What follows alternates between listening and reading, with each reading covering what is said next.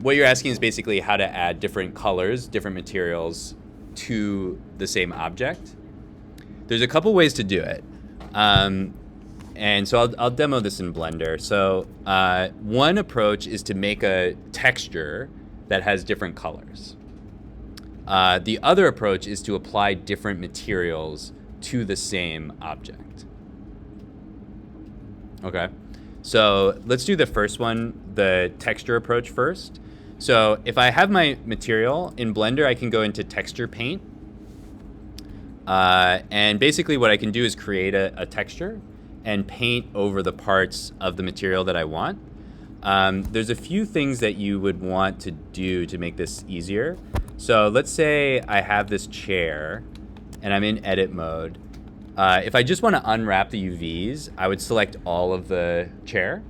But if I want to paint, what I can do is just select part of it. So I can go to this X-ray view and then go into like side view and hit B and select like the top of the chair. And then I can just paint that part of it. So I can say like unwrap like that. Yeah, I feel like this is gonna be complicated. Let's unwrap this the normal way again. And see, the problem here is that it's hard to tell which part of the chair is which. But you can kind of see if I select this part, you can see it's mostly down here. So if I go into texture paint, I can choose different colors. So let's say I want like a orange top of the chair. I can paint down here.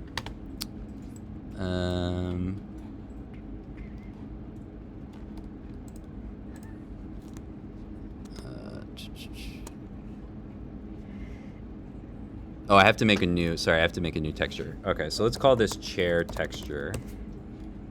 And I'm gonna create a new image. Okay, and then I can paint down here. So I can kind of paint in this part of the chair. I'm not doing it very accurately, so it's not gonna look very good, but I just wanna do it as an example. So I can paint in this part of the chair. I usually do it over here, but you can also paint like directly on the chair. But you have to set up, why is this? Oh, I don't even have a material, that's the problem. Okay, let's make a material. And, okay, material.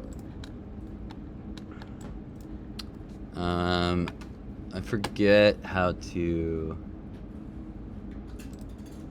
oh, here it is. I have to select the texture.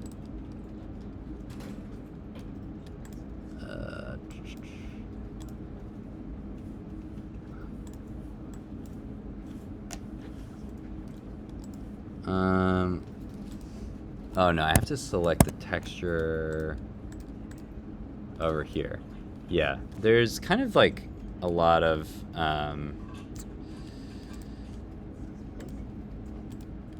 components to this. Base color.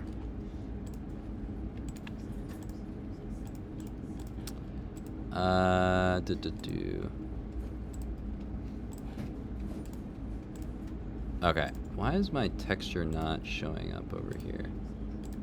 Okay, let's forget about that for now. So I can paint over here and paint in these different UVs. And then obviously this isn't gonna look very good, but just as an example, if I go here and I save this image, so I can save as and go to my textures and save this as chair texture. And I'll do a JPEG and save. So now if I go back to Godot, I have this chair texture. And if I go to my albedo, I can put that texture in there. So it didn't really work because I didn't, because I made a new UV map, so the UV map doesn't match. Or maybe it's because I scaled it. Let's see. Okay, yeah, it's because I scaled it. So it looks a little bit better if I unscale it. But obviously it doesn't look good because I didn't paint the whole thing. But you can see the basic idea is if I paint in those, like this is probably the top of the chair. So if I paint in that, it'll fill in that part. That's one way to do it. You can also export this and edit in Photoshop if you're more familiar with that. The other way to do it is to make a couple of materials. This might be easier in some ways. If we go back to our UV editor,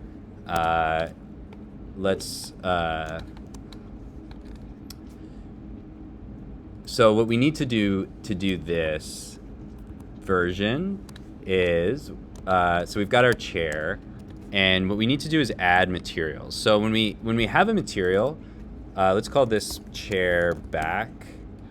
And what we can do is select the back of the chair, and then we can assign this material, and then we can choose a material color. So I can choose orange, and it'll apply that material.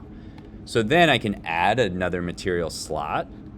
So I can hit plus over here and make a new material and call this chair legs.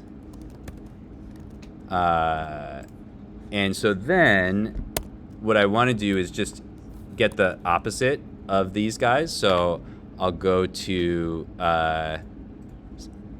select and go invert. So now I've selected all the other meshes or geometry, and I'll assign that to chair legs. And now I'll change the chair legs to black. And so now I have a different material for the top of my chair and for the bottom of the chair. So this is a little bit more complicated, but I don't have to paint anything or draw anything. And I can change the type of material too. So I could have like metal chair legs and a, whatever different type of chair top. For this one, this will all just go over into Godot.